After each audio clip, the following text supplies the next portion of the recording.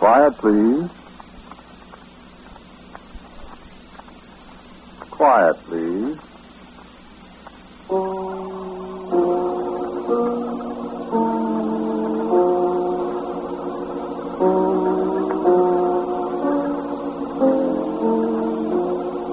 The Mutual Broadcasting System presents Quiet, Please, which is written and directed by Willis Cooper and with features Ernest Chappell. Quiet, Please for tonight is called Wahine Tahiti.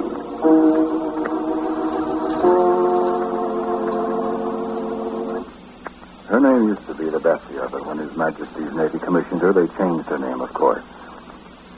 I remember her very, very well. I remember her as we weighed anchor off St. Helens that wintry afternoon 2 days before Christmas and stood down the channel.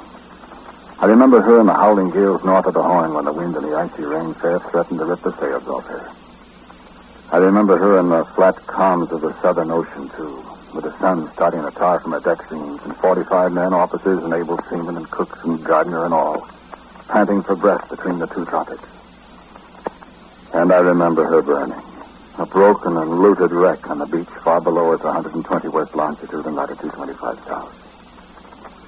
And I harked back to the dismal December day when the voyage began. If I could have known what lay ahead, I'd have jumped overboard, I would, in that tempestuous sea, and I'd have gone back somehow to a lighterman's life in the River Thames. Never seen Tahiti or Tirpuai. Or maybe I wouldn't have. Maybe I'd have stopped aboard anyway, as I did. I'd be here just as I am now, the last man.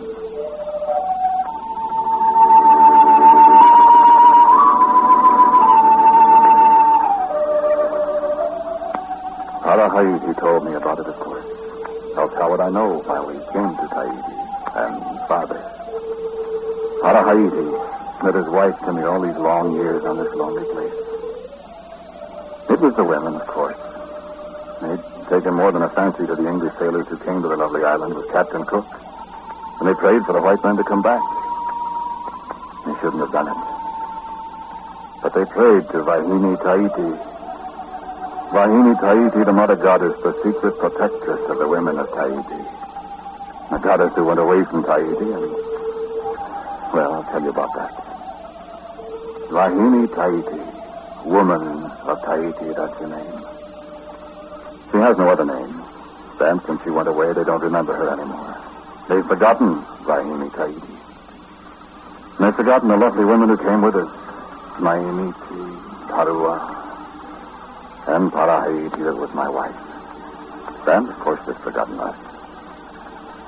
Parahiti told me how the women met and prayed and sang at the hidden marae under the hillside, the temple of volcanic rock the men didn't know about. She told me how they sang in the leafy shadows there and called upon Wahine Tahiti to vouchsafe an answer to their prayers.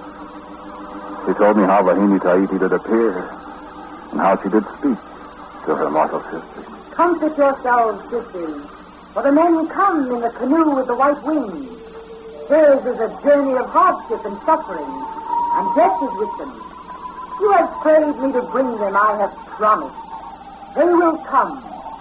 Even at this moment, the great canoe spreads its wings and defies the storm as its master looks across the world of the waters to Tahiti.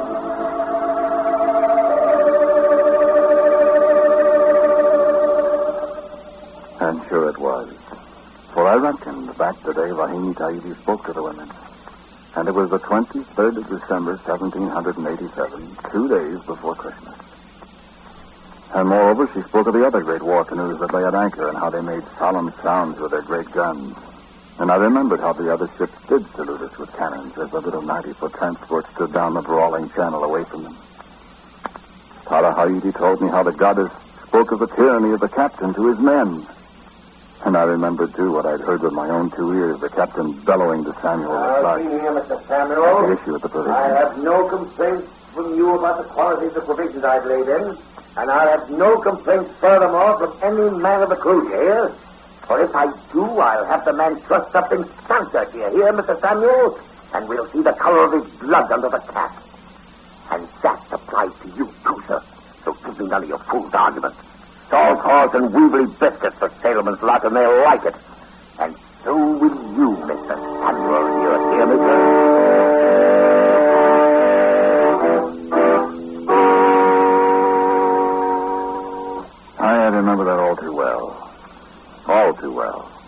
and for our Christmas dinner, salt horse and weevily biscuit, and what the worms had left of the cheese. Nor did the officers fare much better, except for the captain, who ate alone. I had it from Hall, the cook, that he ate plum pudding and drank brandy with his joint affair of fresh roast beef. Fresh beef, do you hear? It was many a year ago, and there's never been a roast of beef for me in all that time, for which my mouth watering now, I'd say, alack. And in Tahiti, the sun shone brightly all the day, and many a man wondered what secret the women had amongst them, and why they burst into song and laughter 100 times a day. This, of course, we could not know, since only the captain and the master's mate had ever seen the Isle of Tahiti before. No, it was a wondrous long voyage we had in this doughty little cockle shell, not much bigger than a man of war's longboat. I mind speaking of it one night to McCoy, discussed them from Kirkintilloch as we stood anchor watch in False Bay off the Cape of Good Hope. I said, McCoy, I'd got a good mind to jump ship. Look, I did myself, Smith. Again, there was a chance I'd get my shore without being gobbled up by the sharks. And I believe if we passed the word, there'd be more than enough to try to beat. I thought I would boggle at nothing at all in the way of food, man. I've had nothing to eat since the morning, except a bite of biscuit and a sup of greenish water. He's starving. I started on every man jack aboard. The officers even. McCoy stepped up here with a bit. Eh?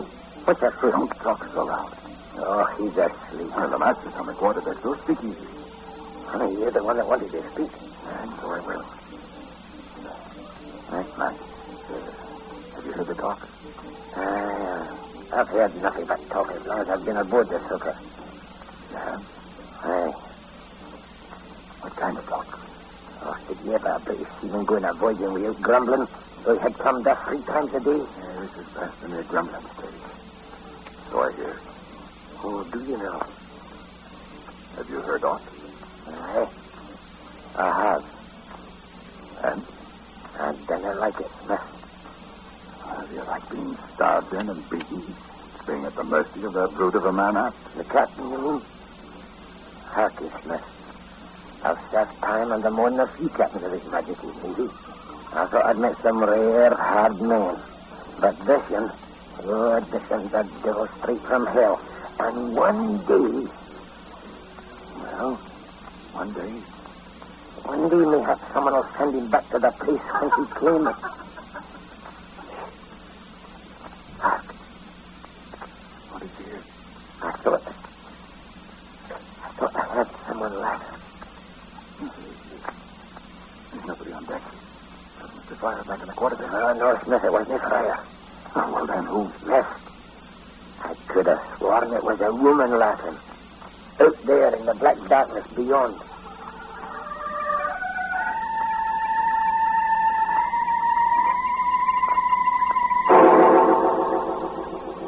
And on the island of Tahiti at that very moment, for it was 5 months almost to the day after we'd set sail from the Isle of Wight, the women of Tahiti gathered at the hidden marae. Listen, as Wahine Tahiti laughed and set the echoes laughing in the darkness of the forest glade. Comfort yourselves, my pretty ones, my anxious ones. You have asked, and Wahine Tahiti grants your prayers. They come, but it's a far journey and a long one. Wahine Tahiti will tell you when to deck yourselves with flowers and go down to the beach to meet them. Great Wahine, why do you laugh? Great Wahine, have we offended? Who speaks?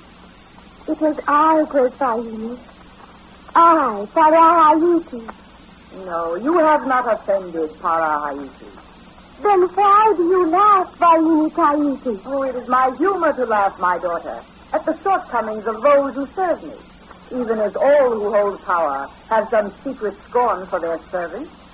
Have we transgressed then, O Wahine, in asking for this favor? No, not transgressed, Parahayuti, not transgressed. What then, Wahine? You are bold, Parahayuti. For those who are overbold, I have certain special favors. Take care, Parahayuti. I serve the great Wahine Tahiti. You have promised. You will not withhold. I will not withhold. No, I will not withhold. But you laughed. I laughed, my daughter, as I looked across the oceans to see the men who come to you. I laughed as I heard them plotting against their leader and foretelling his death. You promised us, great Wahine. And I will fulfill my promise. But remember, there is no gift without payment.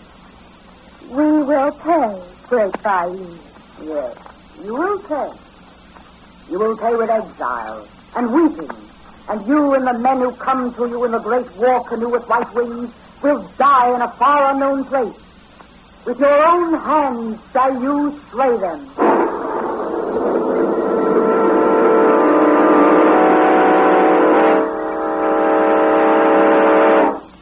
This, Tahiti told me long years after the prophecy had come to pass. She told me how she fell on her knees and implored the goddess to spare them. She told how after a long silence the goddess laughed again at them and gave her word that one at least of the women would be spared to live forever. She would not tell that woman's name, so that they all glanced at each other secretly, hoping that each one, she herself, would be the one. The fate of certain white men was also set and sealed with the seal of Wahine Tahiti. And far away at the Cape of Good Hope, a little 90-foot vessel weighed anchor again and stood out to sea on a course set for the South Seas.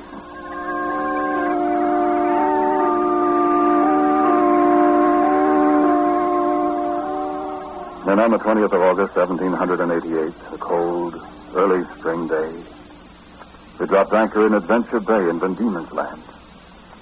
And we were a lean and tattered crew. The captain had driven us hard, had flogged us, starved us, and held us to our course through storm and calm under the whiplash of his voice for 9 long months. But I remember another night after we put out from Adventure Bay on the last leg of our voyage to Tahiti. How McCoy and I stood again at the wheel with only the tiny lights in the binnacle flickering before us. Whispered together again. He's no man, Smith, but a beast. He deserves to die like a beast. I'll take care, Mike. Aye, I'll take care. But I tell you, Smith, when we get to Tahiti... What do you do? Oh, I'm going to jump ship, man. He'll hang you. If they catches me. And perhaps he won't catch me. Perhaps he'll be lying half on his bunk with a clasp knife in his throat. Take care. Aye. I'll say no more about it. But there's more than one aboard the ship that had furnished the clasp knife. And not a few that'd use it too. The mate. Oh. What's the course, men? East by north, sir. Keep us so for another half hour. Right, sir? By night? Aye, what is that, sir? Sir? Well, McCoy? This the Tahiti now, sir. You've been there? Yes. It's a paradise, McCoy.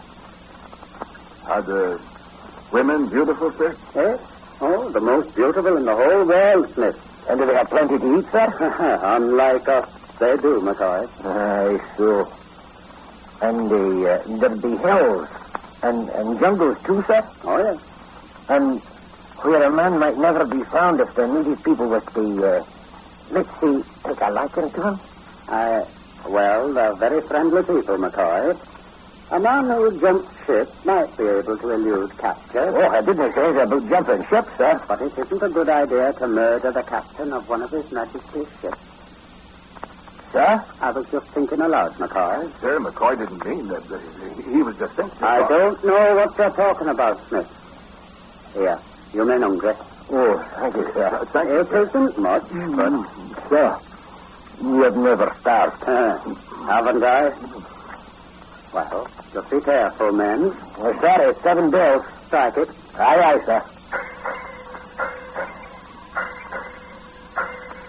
And remember, you'd never see England again. Scotland, sir. Kirkintilloch, hard by Glasgow. I'm from Cumberland myself. I wonder if ever I'll see male and clear again.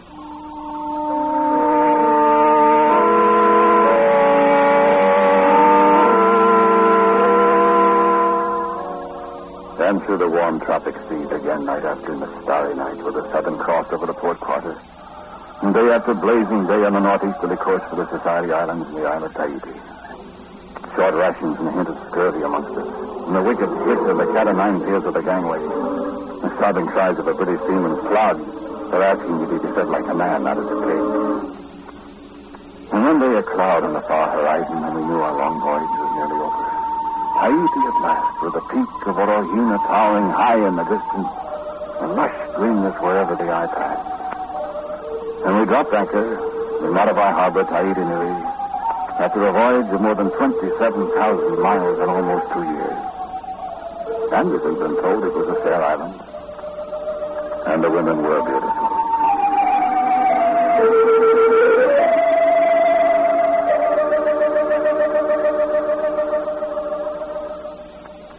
Let me pass over the labors we performed at Tahiti, bringing aboard the breadfruit trees we set out for to fetch them to the West Indies. Let me pass over the indignities we suffered at the captain's hands and at the hands of his one loyal aide, the Clark Samuel. The downright thievery of the two of them, taking from us the gifts of food we'd received from our friends on the island, the appropriation of the pearls and the carved woods they free-handedly gave us. And McCoy did jump ship and was caught. He got 3 dozen lashes for it. And I had met Tahiti. And at last the night came when I must say farewell. But Smith, you are to stay. I'll come back one day, Tahiti. There's nothing to do now but go. No. If I stay, I'll be found as McCoy was found. He'd flog me and take me away anyway. No. I will come back, Tahiti. I'll come back. Do you love me, Smith? I love you, Tahiti, more than I thought I could love mortal woman. Smith. I dare not. She promised you would stay. Who promised? Oh, Wahine Tahiti, what have you done to your children? Wahine Tahiti, you have lied to us and deceived us. You have denied us, Wahine Tahiti. Oh, great Wahine, we hold you to your promise. Give us our men, the men from beyond. Then there was a great clap of thunder, then there was a furious starry night. I heard the sound of a distant voice speaking in a strange language. And again the voice of Tahiti as she turned to me in the starlit darkness and spoke again. Go. Go, my husband, and come back to me. Wahine Tahiti has promised. And below me the shouts of the men calling to me to hurry lest I miss the last boat to the homeward bound ship.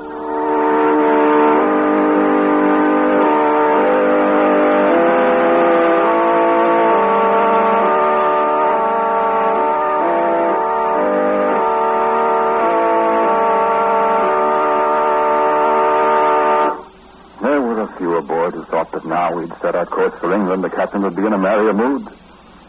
He was not. He kept the charts locked up. He alone could navigate us to England half a world away.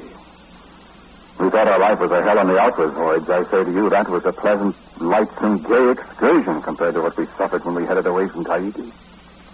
I'll not describe it lest I turn your stomach. And Wahine Tahiti laughed again from the heights of Wahine. And in the early morning twilight, she spoke to her daughters again. Be at peace, my little ones. I have tested your faith, and you have believed. And now the fulfillment. For the men of the white-winged canoes arise now, and they turn their weapons against the one who would take them away from you. And on the ship, I awoke to the sound of voices shouting, and I ran on deck. The captain stood beside the mainmast, and his hands were tied. He was at last a frightened man. And before him stood the master's mate, and behind him the men of the crew, armed and murderous. I heard the captain's voice again. Mr. Christian, what is the meaning of this folly? This is mutiny, Captain Bligh. I am in command of the Bounty. I heard Captain Bligh plead for his life. Mr. Christian, let us compose our difficulties. Do not murder me, Mr. Christian. And I heard Fletcher Christian answer him sternly. Captain Bligh, you've forfeited your life 1,000 times over. And I saw at last the ship's launch hoisted over the side. I saw Captain Bligh board it with certain men who had neither the honor nor the hardihood to follow the leadership of Fletcher Christian. And what became of Captain Bligh and the others who departed with him, I know not. For we never saw him again.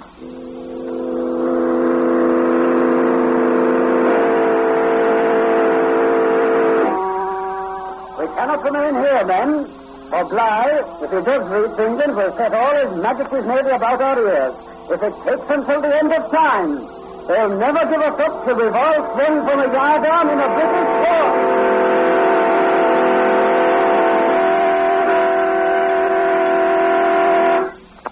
And so at long last the promise of Wahine Tahiti was fulfilled. She had told us from our native lands to the Isle of Tahiti newly. And now the women who had won us as their prizes set sail with us, never to see their own island again as long as they lived. 9 men from the Bounty, 6 men from Tahiti for 7th, 9 men in the Tahiti, and we sailed away to Pitcairn's Island. For a time we prospered in the memory of the Wahine's price, but her favor had almost faded. But 15 men, 9 women, a fatal number. Love, jealousy, hatred, murder. First the Tahitian women, first the Tahitian men, and one by one the Bounty's men. Such a Christian, the master's mate. Mills, the gunner's mate, Gentle William Dunn, the gardener, was never before sailed to sea. McCoy and Quintal and Williams and Martin, the able seamen. I alone was left of the Bounty's crew. And at last, Pata Haiti told me of the Wahine's prophecy. How we should all come to death at the hands of the ones from Tahiti. How all the women, too, should die, save one. And I listened in silence, for I was alone with only the few women, the few children on Pitcairn's Island. And so the prophecy is nearly fulfilled, Smith, as I have told you. Save that we know not who is the one of the women to live forever, as Wahine Tahiti promised. And as she spoke and fell silent, I saw a change come over this woman, this Pata Haiti, my wife. I saw her transfigured, terrible on the edge of the cliffs, high above the burned wreckage of the Bounty. I heard her speak again, and in a new voice. Farewell, Englishmen. The bargain is kept. Now I take the body of Pata Haiti for my own, and she shall live forever, and watch with my eyes over the sons and the daughters of those I brought to wed with my own.